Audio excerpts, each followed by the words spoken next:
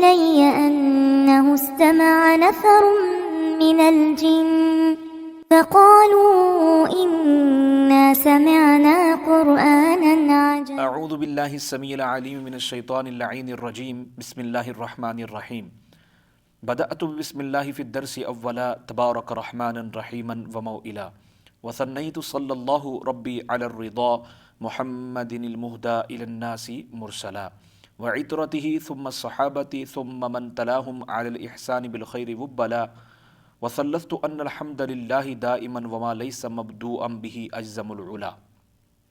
حمد و صلات کے بعد تمام دیکھنے والوں کو السلام علیکم ورحمۃ اللہ وبرکاتہ۔ میں ہوں قاری محمد اویس اور آپ دیکھ رہے ہیں میرا یوٹیوب چینل۔ امید ہے کہ تمام احباب خیر و عافیت کے ساتھ ہوں گے، لیکن اس کے ساتھ میں ان تمام احباب کا تہ دل سے شکر گزار ہوں جنہوں نے میرے چینل کو سبسکرائب کیا اور میرے ساتھ میرے مشن میں میرے معاون بنے۔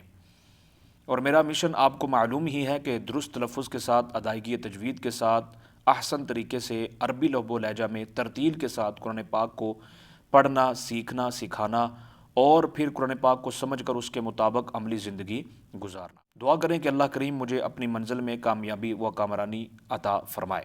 تو قرأت سبع و عشرہ کورس کا آج ہمارا لیسن نمبر 7 ہے۔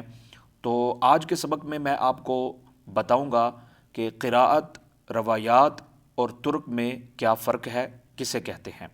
تو سبق شروع کرنے سے پہلے اگر آپ میرے چینل پر نیو ہیں تو جلدی سے میرے چینل کو سبسکرائب کر دیجئے، ساتھ میں دیے گئے بیل آئیکن کو بھی دبا دیجئے تاکہ میری ہر نئی ویڈیو کا نوٹیفیکیشن آپ کو پہنچتا رہے۔ تو آئیے سبق کا آغاز کرتے ہیں۔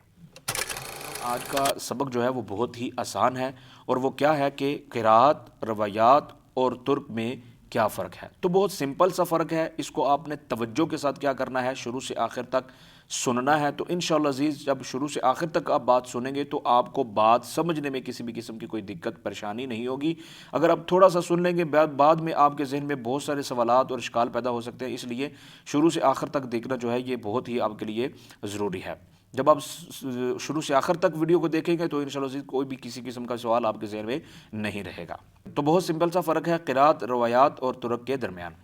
تو یاد رکھیے جو اختلاف ہے قراء سبع و عشرہ کا، جو قراءت کے اندر اختلاف ہے، اب اختلاف جو ہے اس کو آپ نے مد نظر رکھنا ہے۔ اگر اس اختلاف کی نسبت پورے امام کی طرف ہو تو وہ قراءت ہے، اگر راوی کی طرف ہو تو روایت ہے، اگر راوی کے شاگرد یا شاگرد کے شاگرد کی طرف نسبت ہو تو اسے ترک کہتے ہیں۔ بہت آسان سا فرق ہے کہ اختلاف کی نسبت اگر امام کی طرف ہو تو قراءت ہے، اگر راوی کی طرف ہو تو روایت ہے، اگر راوی کے شاگرد یا شاگرد کے شاگرد کی طرف ہو تو وہ طریق کہلاتا ہے۔ یہ تھا آسان سا فرق۔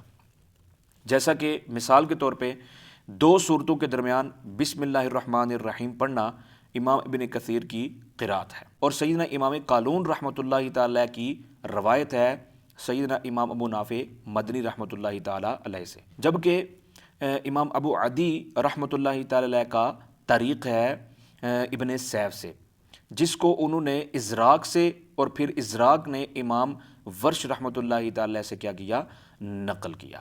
مثال کو جو ہے وہ اچھے طریقے سے سمجھنا ہے تو انشاءاللہ عزیز آپ کو جو ہے وہ قراءت، روایات اور طریق کے درمیان مزید کیا ہو جائے گا، فرق آپ کے سامنے کھل کے واضح ہو جائے گا۔ جیسے کہ دو صورتوں کے درمیان بسم اللہ الرحمن الرحیم پڑھنا یہ امام ابن کثیر کی کیا ہے، قراءت ہے۔